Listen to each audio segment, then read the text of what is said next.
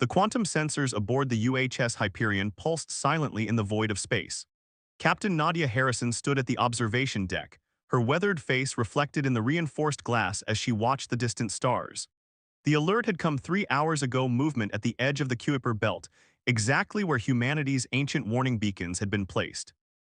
Another signature detected, Captain, Lieutenant Marcus Chen reported from his station, his fingers dancing across the holographic interface. Matches the previous profiles, Kraxan Empire scout vessels. Nadia's jaw tightened. The Kraxan Empire, they'd been testing Earth's boundaries for months now, ignoring centuries of treaties and warnings left by the old ones. They thought Earth was weak, primitive, hidden away in this corner of the galaxy. They had no idea. How many, she asked, her voice carrying the weight of command. 7 vessels, ma'am, Corvette-class, standard Kraxan configuration. They're being careful, using gravity wells to mask their approach. Nadia allowed herself a small smile. Amateur moves from an empire that had grown too confident. They didn't understand that every gravity distortion they used to hide their ships was like a beacon to Earth's quantum detection grid. Deep beneath the Pacific Ocean, in Command Center Omega, Director Thomas Blackwood received the same data. His underground facility, unknown to the galaxy at large, housed the heart of Earth's true defense network. Screens surrounding him showed the status of humanity's sleeping fleet, thousands of ships hidden in dimensional pockets waiting. They're earlier than we projected, his second-in-command, Dr. Kenzo Tanaka, noted as he studied the incoming data.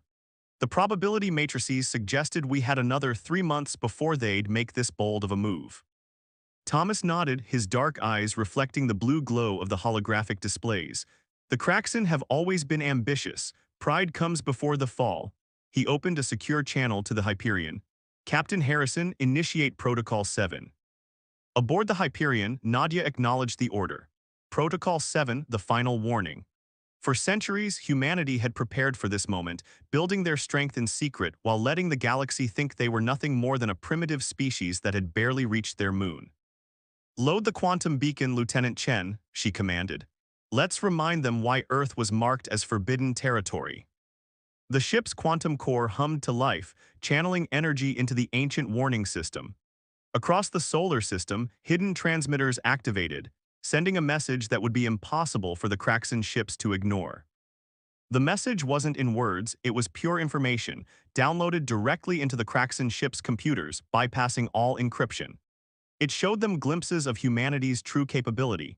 Ships that could bend space, weapons that could rewrite physics, defenses that had been perfected over centuries of preparation.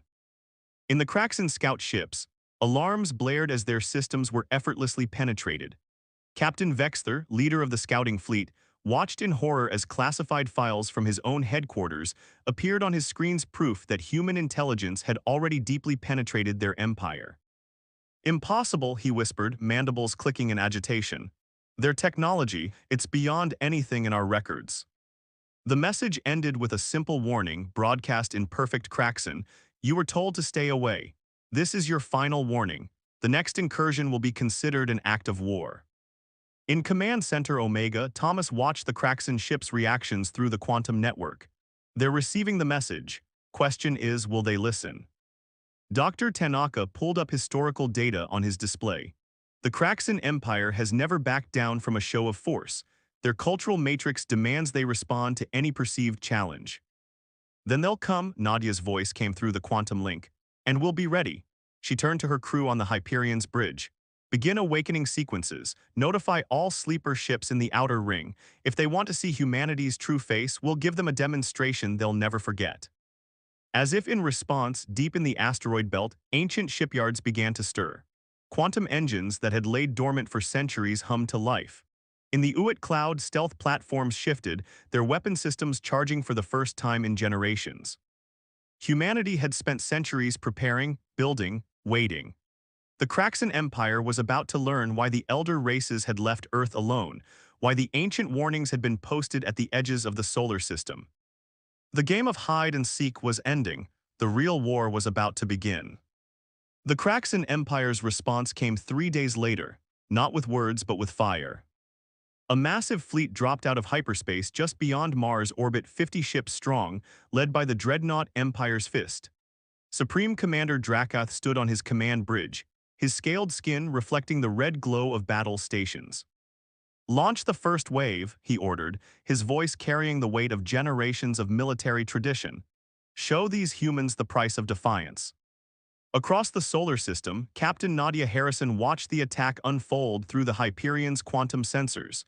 "They took the bait," she transmitted to Command Center Omega, "exactly where we predicted they'd emerge." Director Thomas Blackwood's response was immediate. "Initiate Defense Grid Alpha. Let's show them what centuries of preparation looks like." The Kraxin missiles streaked across space, their targeting systems locked on Earth's apparent defensive installations. Supreme Commander Drakath allowed himself a smile as the first volley approached their targets. His smile faded as the missiles passed straight through the installation's holograms, all of them. "Deception," he roared, "find their real defenses." But it was too late. The space around his fleet shimmered as quantum fields activated. Hidden beneath layers of dimensional shielding, Earth's true defensive grid revealed itself. Thousands of automated platforms emerged from nowhere, surrounding the Kraxin fleet in a perfect sphere of overlapping fields of fire. Lieutenant Marcus Chen's fingers flew across his console aboard the Hyperion. "Quantum grid is online, all platforms showing green. Ready on your command, Captain." Nadia nodded grimly. "Activate containment protocols. Let's show them what they're really dealing with." The platforms hummed to life, not firing weapons, but creating something far more terrifying. Quantum fields intersected and overlapped, creating a bubble of altered space around the Kraxin fleet. Their engines screamed as they tried to compensate for physics that suddenly didn't work the way they should. In Command Center Omega, Dr. Kenzo Tanaka monitored the quantum readings. "The field is stable. Their weapon systems are completely neutralized by the altered spacetime geometry." The Kraxin fleet hung helpless in space, their mighty engines unable to break free from humanity's quantum trap. Supreme Commander Drakath watched in horror as his ship's most basic systems struggled against laws of physics that had been locally rewritten. "Impossible," he whispered. "This technology, it violates everything we know about spacetime manipulation." Captain Nadia's voice echoed through every ship in the Kraxin fleet, transmitted through quantum channels that bypassed all encryption. "This is just the beginning, Commander Drakath. For centuries, we let you believe we were primitive. We let you think Earth was an easy target. That ends today." As if to emphasize her point, new signatures appeared on the Kraxin sensors. Hidden shipyards throughout the asteroid belt shed their quantum camouflage, revealing vast complexes that had been invisible for hundreds of years. Arrays of satellites emerged from dimensional pockets around every major planet and moon, forming an interlocking network of defensive systems that had never appeared on any Imperial scan. Director Thomas Blackwood opened a channel from Command Center Omega. "You crossed a line, Commander Drakath, one that countless others were wise enough to avoid. We gave you a chance to retreat. You chose war instead."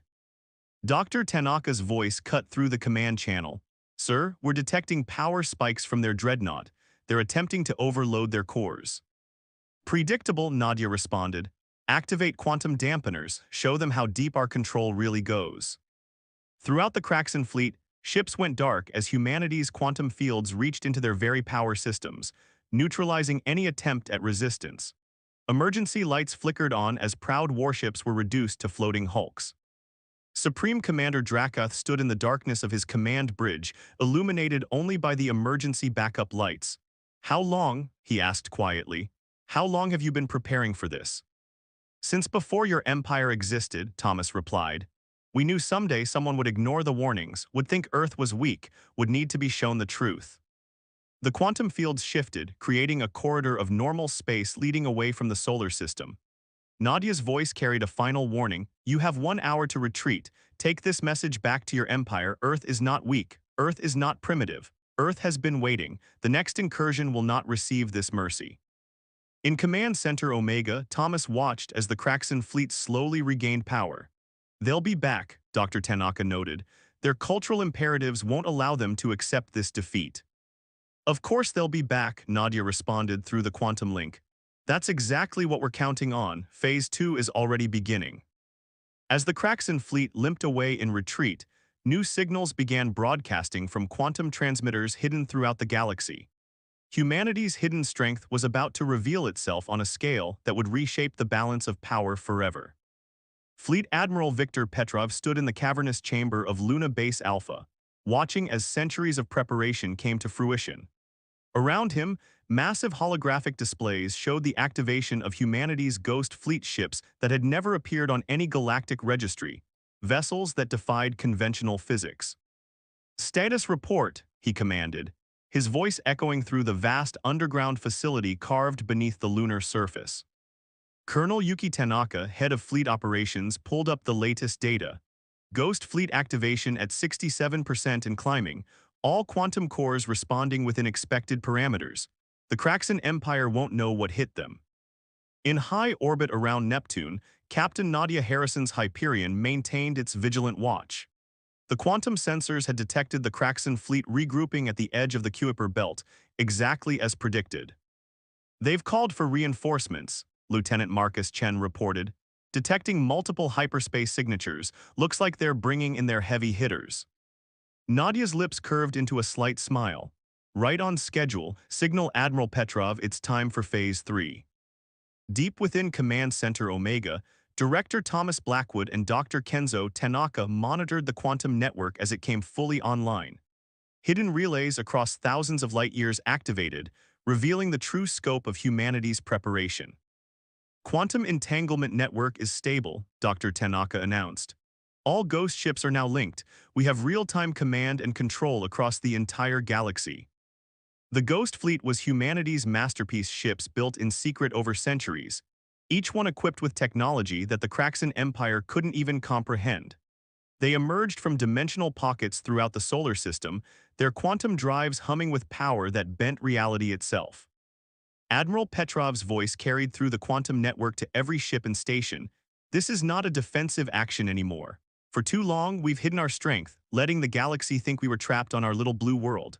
The Kraxan Empire chose to ignore the warnings. Now they'll learn why Earth was marked as forbidden territory." In the void between Neptune and Pluto, the Kraxan reinforcement fleet gathered. Grand Marshal Zelthak, Supreme Commander of the Empire's combined fleet, watched the tactical displays with growing concern. Where there had been empty space moments before, hundreds of human vessels now existed. "Impossible," he muttered. "They're ships. They're moving without conventional drives. They're ignoring gravitational fields. This violates every law of physics we know." The Ghost Fleet moved with impossible grace, each ship guided by quantum AIs that could predict and react to events before they occurred. They didn't need to turn to change directions, space itself bent around them, allowing them to reposition instantly. Captain Nadia's voice cut through every Kraxan command channel. "You thought you could probe our defenses. You thought Earth was weak. What you never asked was why we were left alone. Why the elder races marked this sector as forbidden. You're about to find out." The Ghost Fleet split into perfect formation, surrounding the Kraxan armada in a complex geometric pattern. Admiral Petrov gave the order, "Activate the quantum cascade." Energy rippled between the human ships, creating a web of intersecting fields that trapped the Kraxan fleet in a bubble of altered spacetime. Their mighty engines, their advanced weapons, their sophisticated shields, all useless against physics they couldn't understand. In Luna Base Alpha, Colonel Tanaka reported, "Quantum cascade successful. Their fleet is completely contained. No casualties on either side." That was humanity's true power, the ability to neutralize any threat without destruction. The Ghost Fleet hadn't fired a single conventional weapon. They didn't need to. Grand Marshal Zelthak's voice crackled through the quantum network. "What are you?" Admiral Petrov's response was calm, measured. "We are humanity. We spent centuries preparing not just for war but for peace through absolute deterrence. Your empire thought our isolation was weakness. It was patience." Director Blackwood's monitors showed new quantum signatures appearing throughout Kraxan space, hidden human outposts and facilities that had existed for generations, waiting for this moment. "Phase 3 is complete," he transmitted to the fleet. "All sleeper installations are online. The Kraxan Empire is about to discover that their own territory has been under our observation for centuries." Dr. Tanaka studied the incoming data with wide eyes. "Sir, the quantum network is revealing something else. The Ghost Fleet. It's not just a defensive measure, it's part of something bigger." Admiral Petrov nodded slowly. "Of course it is. This was never about defending Earth. It was about revealing who we really are. The galaxy needed a demonstration."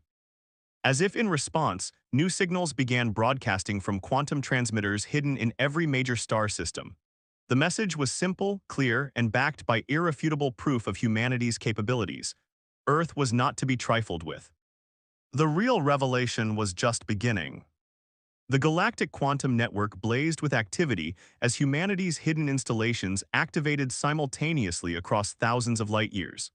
In the heart of Luna Base Alpha, Admiral Viktor Petrov watched the strategic display transform, showing the true extent of Earth's preparation. "Begin Protocol Omega," he commanded. "Show them what they've really awakened."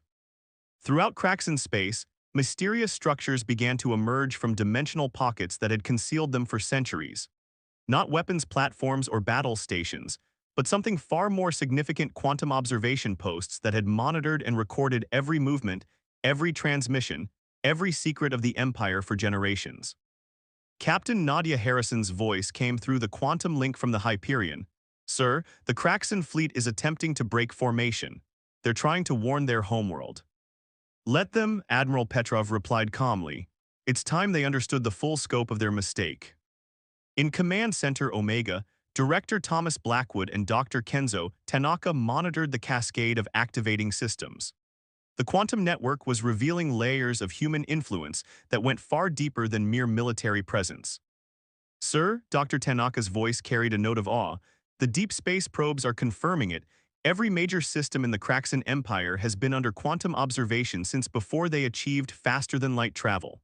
We've been watching them evolve." Grand Marshal Zelthak's voice crackled through the command channel, a mixture of rage and fear evident in his tone. "What sorcery is this? How have you hidden such a network within our territory?"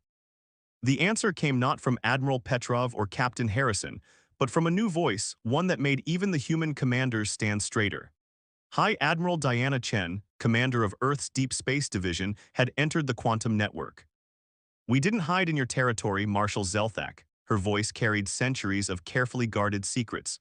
"We were there before it was your territory. Humanity's quantum network predates your empire by millennia. We watched your species climb from its cradle. We monitored your development. We waited to see what you would become." Through the quantum link, every Kraxan ship received detailed files, records of their own history, seen through human eyes. Every major decision, every technological breakthrough, every secret military installation, all had been observed and documented by humanity's hidden watchers. Lieutenant Marcus Chen's hands flew across his console aboard the Hyperion. "Captain, detecting massive power signatures from the deep space installations. They're not just observation posts." "No," High Admiral Chen confirmed, "they're not. Protocol Omega isn't about showing our military strength. It's about revealing our true role in this galaxy." The quantum network pulsed with new energy as ancient machines, hidden in the void between stars, awakened from their long dormancy. These weren't weapons. They were the remnants of humanity's first great expansion into space, placed when Earth's children first ventured into the cosmos. Director Blackwood's voice was solemn as he explained. "Your empire, Marshal Zelthak, like many before it, assumed our isolation was weakness. You never asked why the elder races left warnings about Earth. You never questioned why they marked our sector as forbidden territory." The quantum network showed new data records of civilizations that had risen and fallen while humanity watched, species that had reached for the stars and then retreated, empires that had tested Earth's boundaries and learned harsh lessons. "We are not just another spacefaring race," Admiral Petrov declared.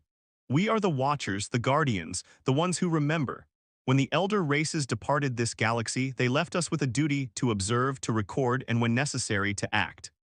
In the void of space, the Ghost Fleet maintained its perfect formation around the Kraxan Armada.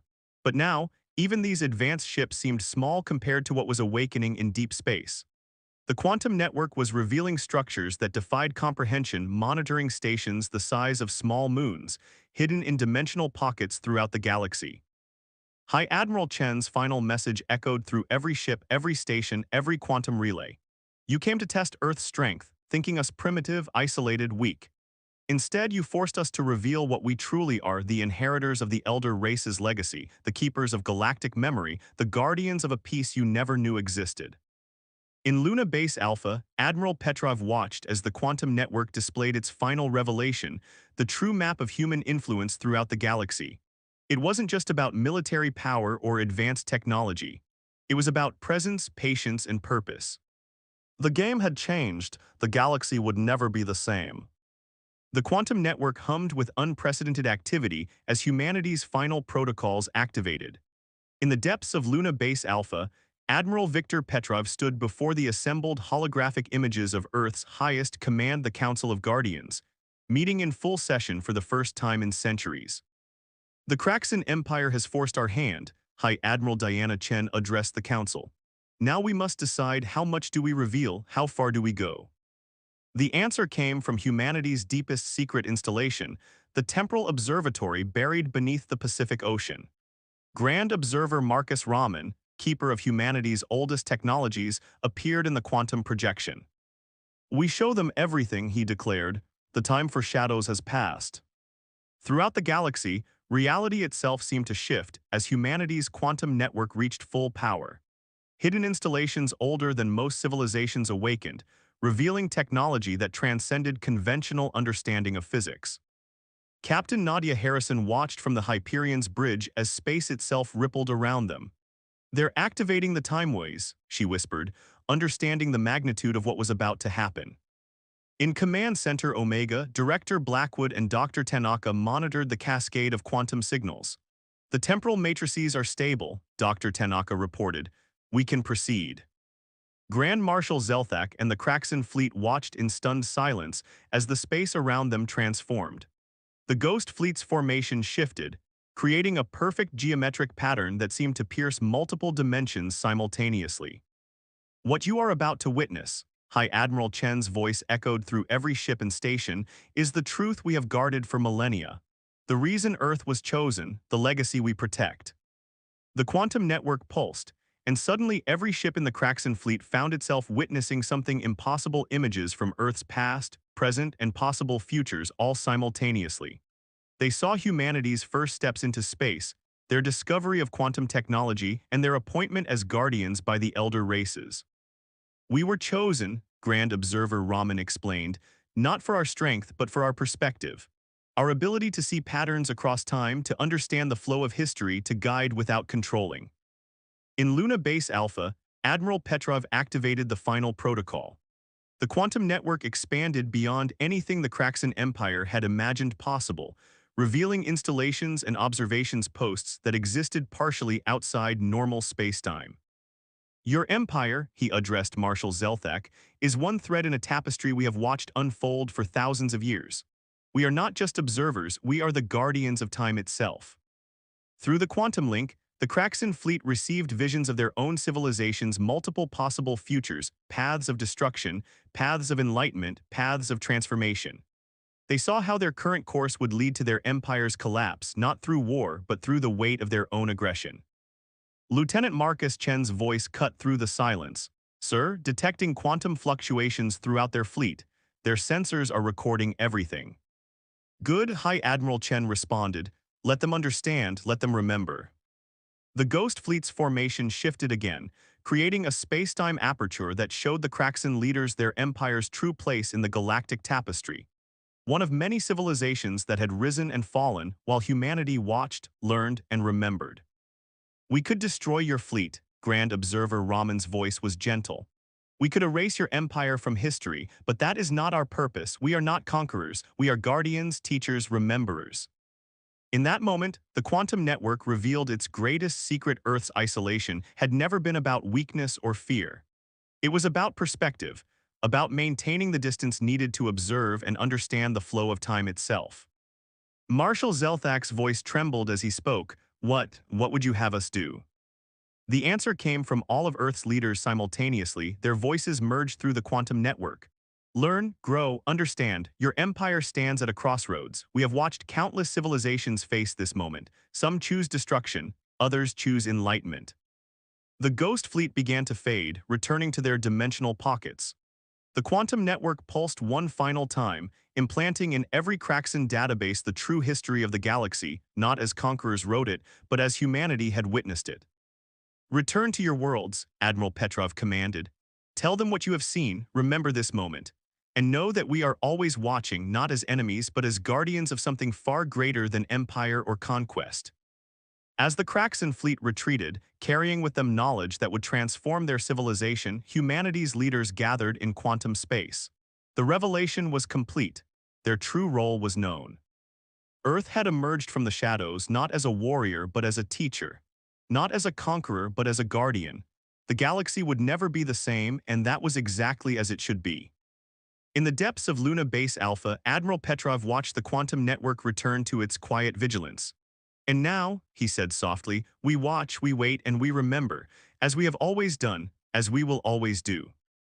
The stars sparkled silently, bearing witness to humanity's eternal vigil, the guardians of time, the keepers of memory, the shepherds of civilization itself.